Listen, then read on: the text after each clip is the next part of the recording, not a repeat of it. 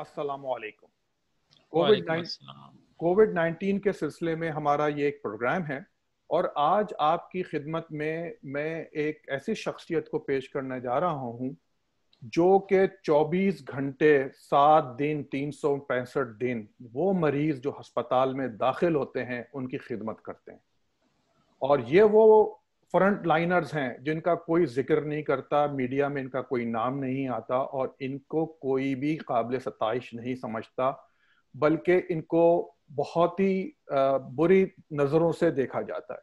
और इन्होंने जो खिदमत और जो अपने फ़राइज़ और अपनी जानें पेश की इस कोविड 19 के सिलसिले में, मैं चाहूँगा कि आज मैं उनसे आपकी बात कराऊं और उनका हाल जानूं कि उन्होंने कैसा महसूस किया और वो क्या समझते हैं और वो आपसे एक आम आदमी से क्या चाहते हैं।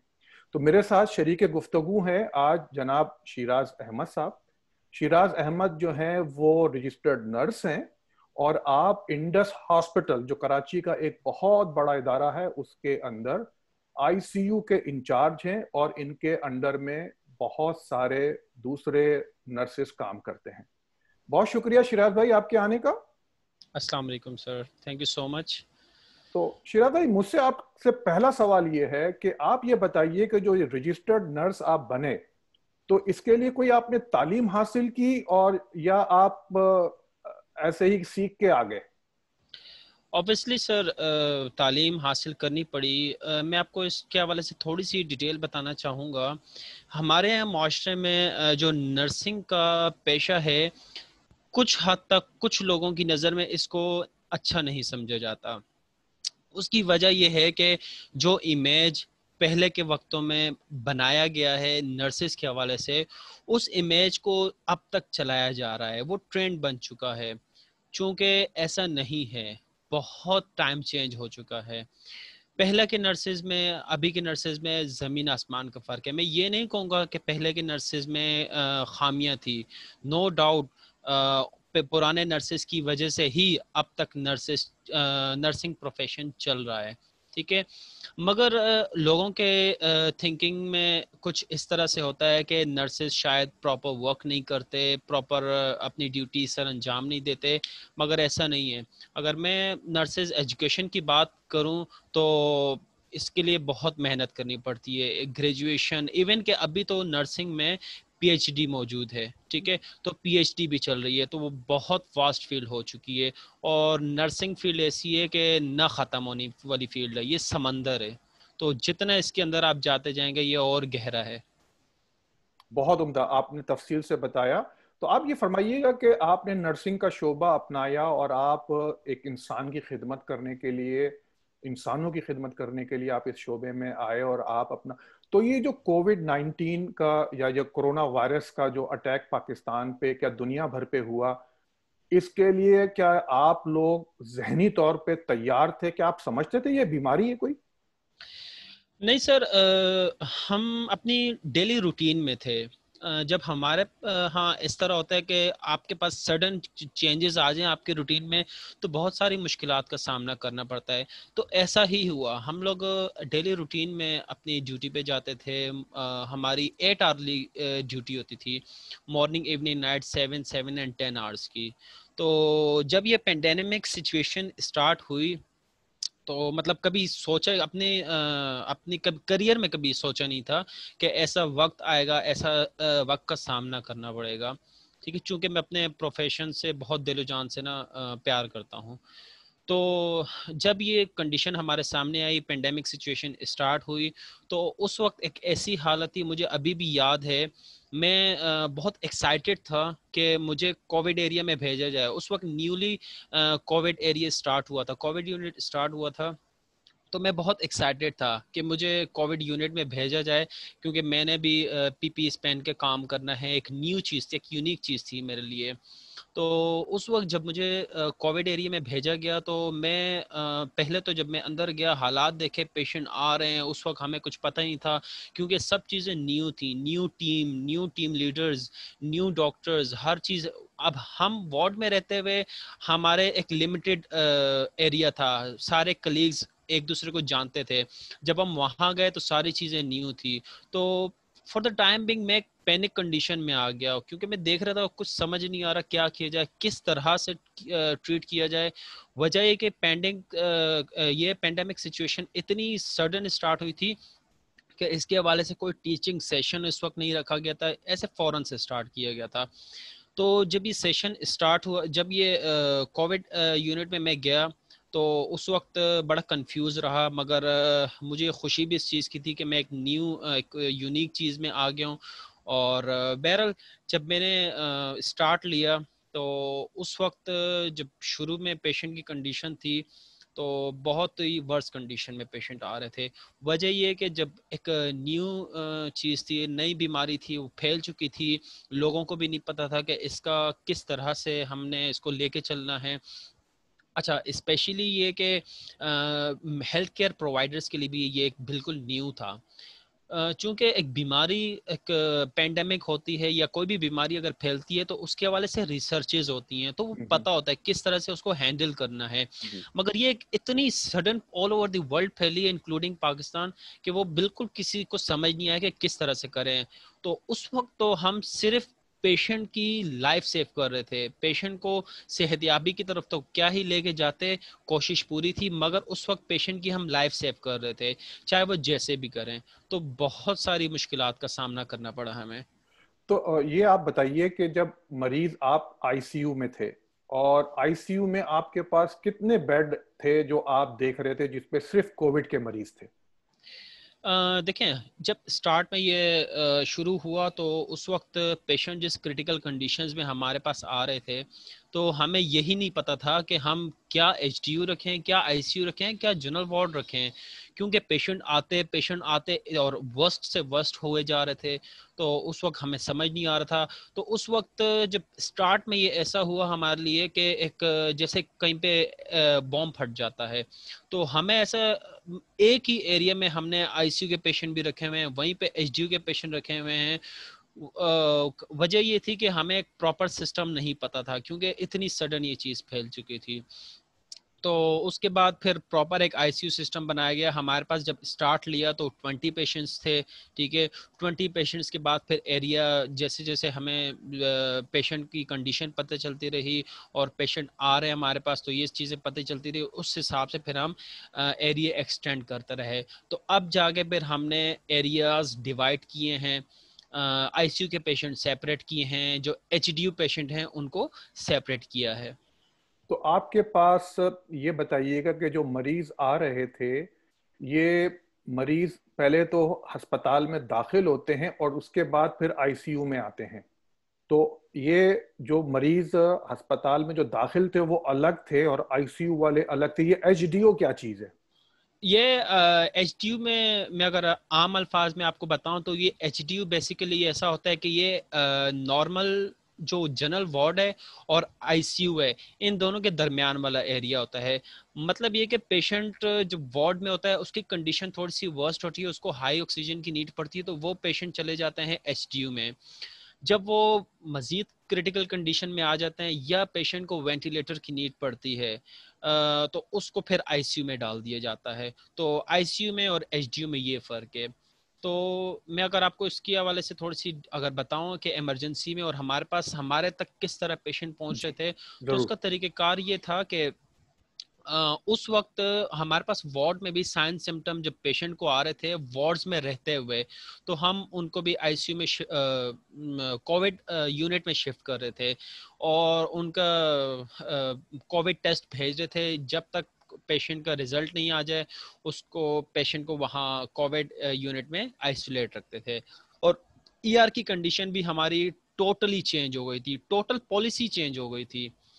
ईआर में बेसिकली ईआर का जो हमारा एक मेजर एरिया था, जहाँ पे एक्सीडेंशियल केसेज आते थे, जहाँ पे क्रिटिकल पेशेंट आते थे, उस पूरे मेजर एरिया को पूरा हमने ट्रांसफॉर्म करके उस पूरे एरिया को आईसीयू बना दिया गया, जिसमें कोविड के पेशेंट आते थे। तो पहले पेशेंट आते थे वहां पे क्योंकि सिक कंडीशन में आते थे, वहां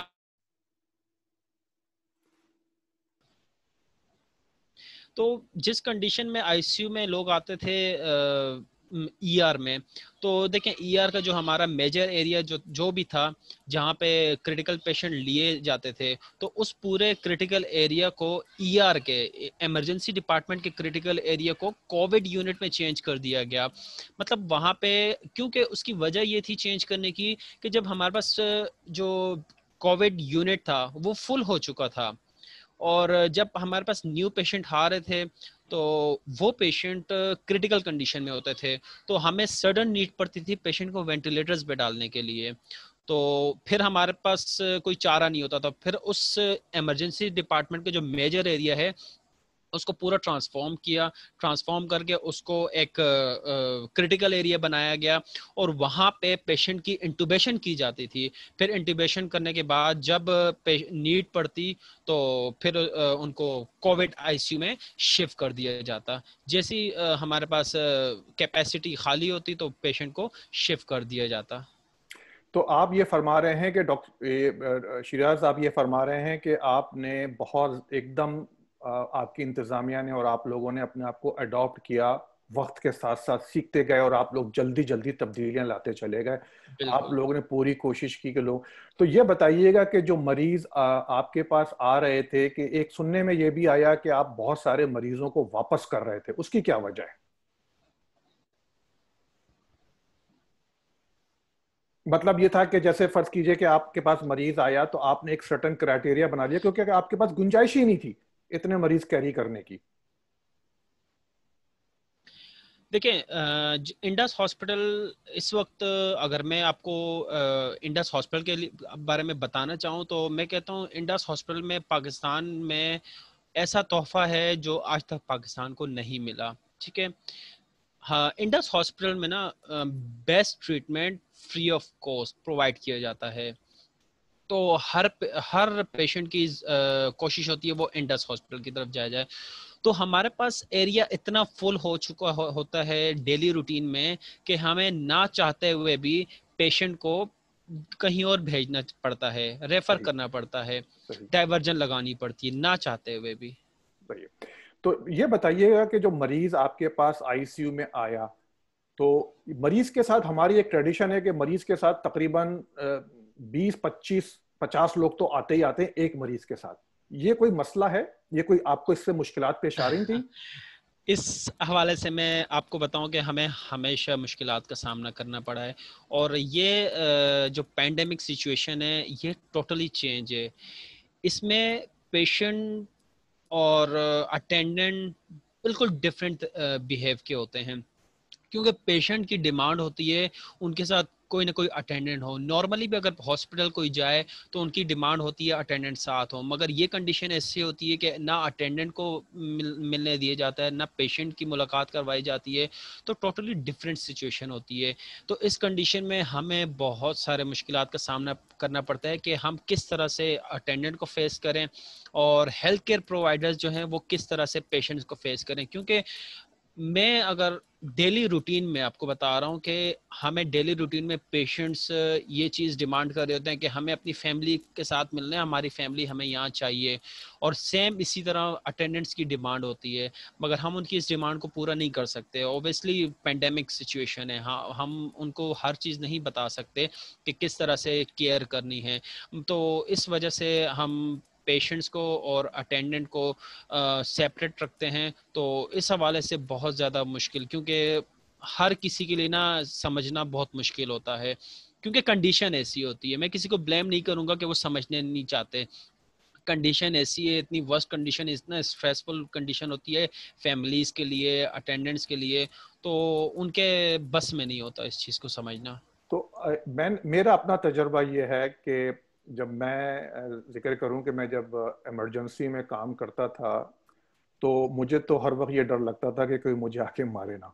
इसलिए कि यही होता था, खुदा ना करे पेशेंट इधर से उधर हो गया या उसको मिलने में ताखीर हो गई या कुछ हो गया, तो तमाम जितने भी मुताल्लिकीन थे वो टूट पड़ते थे और हम भागते फिरते थे सारी जगह पे। सही कह रहे हैं, तो बिल्कुल क्या बिल्कुल। आपके साथ भी ऐसे ही होता है?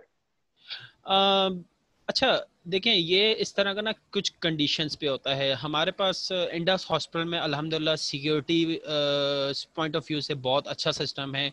इंडस हॉस्पिटल की सिक्योरिटी बहुत अच्छी है। तो ऐसी कंडीशन ऑब्वियसली हर जगह हो सकती है, हर हॉस्पिटल में, और देखा भी है हमने लाइफ में, बहुत चीज़ें इस तरह की फेस की हैं। और अगर मैं ये कहूँ कि हमने अटेंडेंट से मार खाई हैं, तो ये भी गलत नहीं है। ठीक है, तो क्योंकि अटेंडेंट परेशान होते हैं, उनको ऐसा लगता है कि शायद हम कुछ कर नहीं रहे, मगर उनको ये नहीं पता होता कि हम अपनी तरफ से कोई कसर नहीं छोड़ते पेशेंट की जान बचाने के लिए। हम पेशेंट को अपना समझ के डील करते हैं, हम ऐसा डील करते हैं कि वो हमारा अपना फैमिली मेंबर है। तो ये बताइए कि जो आप लोग आमतौर पे तो ये होता है कि मरीज आता है, जो डॉक्टर है या हेल्थ केयर प्रोवाइडर है वो आके मरीज को देखता है और देख के नोट्स लिख के चला जाता है। हमा वक्त तो आप उसके साथ रहते हैं और एक एक आदमी के ऊपर, एक एक स्टाफ के ऊपर कई कई पेशेंट होते हैं। तो क्या कभी आप ये महसूस करते हैं कि बहुत ज्यादा वर्कलोड आ गया? सॉरी सर, आवाज। मकसद कहने ये है कि फर्ज कीजिए कि जैसे आपके पास आईसीयू में 10 या 20, एक आम सी जिंदगी की बात करते हैं कि 10 या 20 मरीज होते हैं आईसीयू में और आप वहां पे मौजूद हैं। कभी ऐसा महसूस होता है कि आप ओवरवर्कड हो गए, आपने बहुत, आपको काम मिल गया? ये बिल्कुल है, टोटली चेंज है। हम नॉर्मल रूटीन में काम करते थे, कोई पीपीज का कॉन्सेप्ट नहीं था, हम नॉर्मली ग्लव्स पहनते थे और सर्जिकल मास्क पहनते थे। यहाँ पे हम ओवरबर्डन है। ओवरबर्डन इस वजह से हैं, पेशेंट की एक तो कंडीशन की वजह से हम ओवरबर्डन है कि पेशेंट की कंडीशन बहुत सिक होती है। हमें किसी भी की तरह पेशेंट का पेन कम करना है, पेशेंट को रिलैक्स रखना है।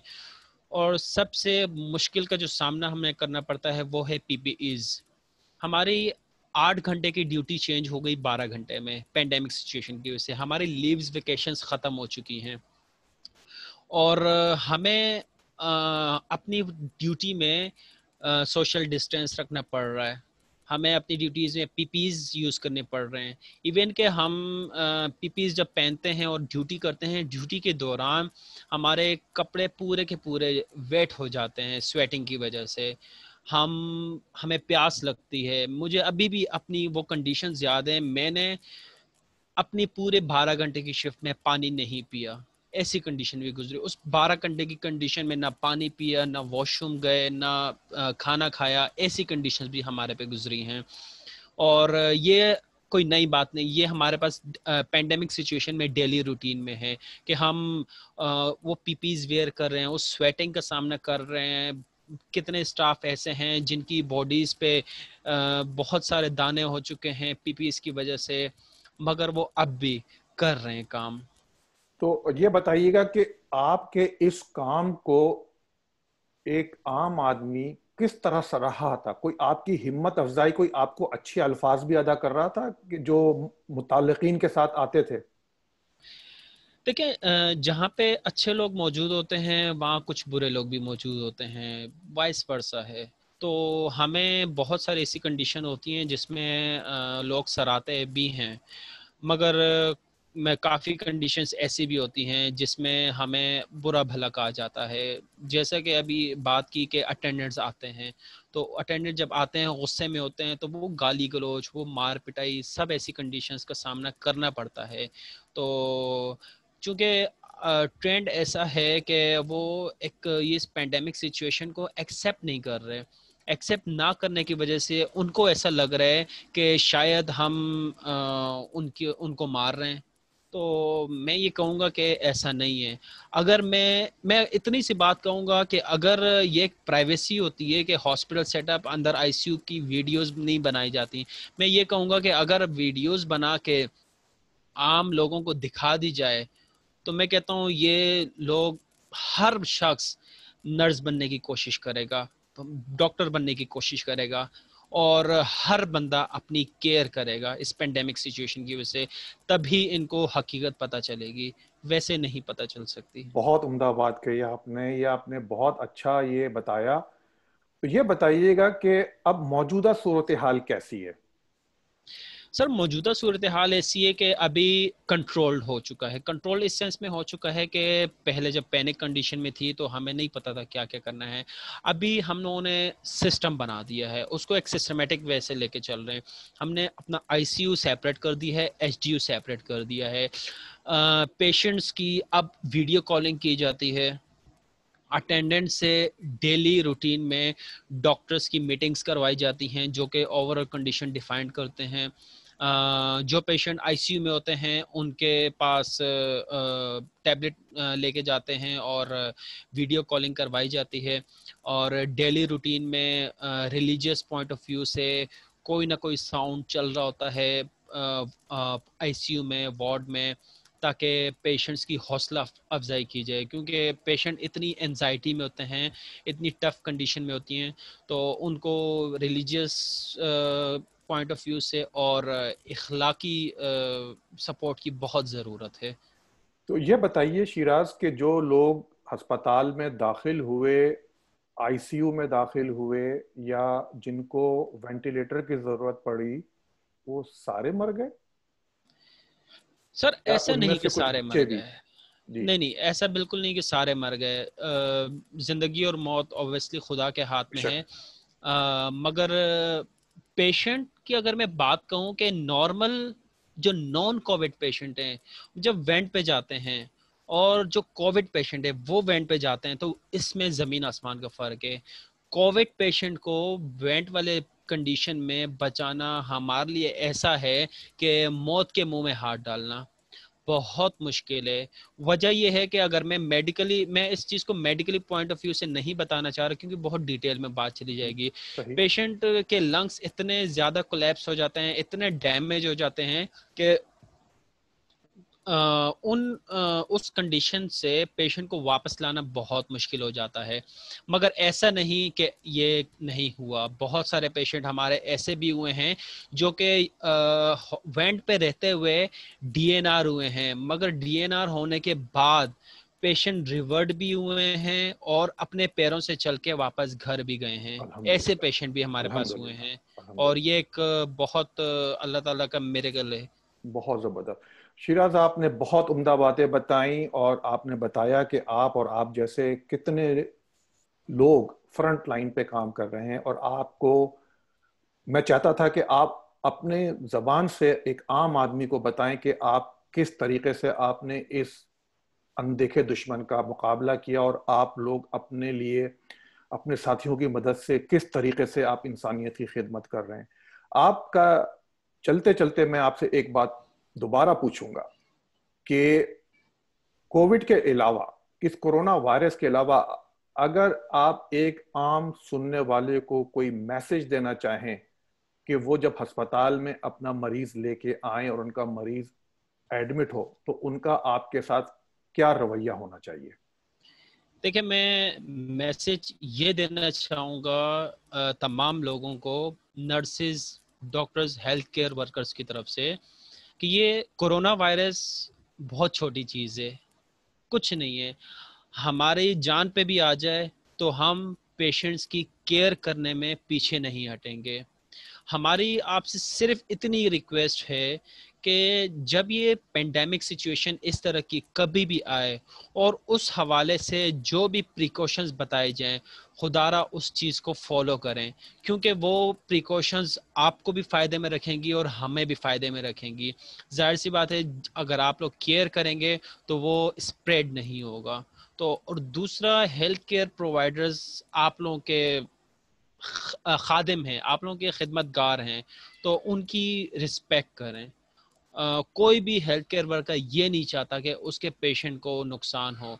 वजह यह है कि हर शख्स को अपने खुदा को जवाब देना है, सही। तो इस चीज़ को देखते हुए हम पेशेंट की केयर करते हैं। बहुत शुक्रिया शिराज, आपने अपना वक्त दिया और आपने रिप्रेजेंट किया नर्सिंग की एक तंजीम को, और आपने फरमाया कि ये एक बहुत ही इज्जत वाला पेशा है, और ये आप एक बड़ी जद्दोजहद और बड़ा वक्त सर्फ करके और तालीम हासिल करके इस मुकाम तक पहुंचते हैं, और आपका जज्बा होता है कि आप इंसान की खिदमत करें। यकीनन आप भी इंसान हैं, कहीं ना कहीं इंसान से कोताही हो जाती है, लेकिन जान के मामले में आप लोग या डॉक्टर या जो भी इससे वाबस्ता फील्ड से लोग हैं वो जानबूझ के किसी को नुकसान नहीं पहुंचाते। और जैसा कि आपने फरमाया कि जिस तरीके से आपने इस अनदेखे दुश्मन के का मुकाबला किया, अपनी जिंदगियों को खतरे में डाल के, अपनी मुश्किलात उठा के, अपने आप को परेशान करके आपने कोशिश की कि अल्लाह ताला की मदद से कि इन जो इस वक्त मुसीबत में फंसे हुए मरीज हैं उनको किसी तरीके से इस मर्ज से निजात दिलाया जाए। और आपने ये भी फरमाया कि, और मुझे ये बहुत ही अच्छी बात आपने कही, कि जब आप मरीज को अस्पताल में लेके आते हैं तो आपका एक आम आवाम का, एक आम आदमी का फर्ज ये बनता है कि वो उन लोगों को सुने जिनके पास वो इलाज के लिए लेके आए हैं। वो इलाज के लिए इसीलिए लेके आए हैं कि वो समझते हैं कि वो इसका कुछ नहीं कर सकते, जिसके पास लाए हैं वही उसका बेहतर इलाज कर सकता है।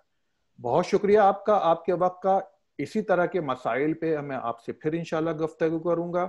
मेरी जानिब से, पाकिस्तान की आवाम की जानिब से, दुनिया भर के इंसानों की जानिब से आप जैसे और आप लोगों को सलाम है हमारा कि आप लोगों ने अपनी जान खतरे में डाली। और आप लोग, अल्लाह ताला आपको और आपके घर वालों को, आपके दोस्तों अहबाब जो आपके साथ काम कर रहे हैं, उनको अपने हिफ्ज़-ओ-मान में रखे। आमीन। आमीन, आमीन। अस्सलाम थैंक वालेकुम। You so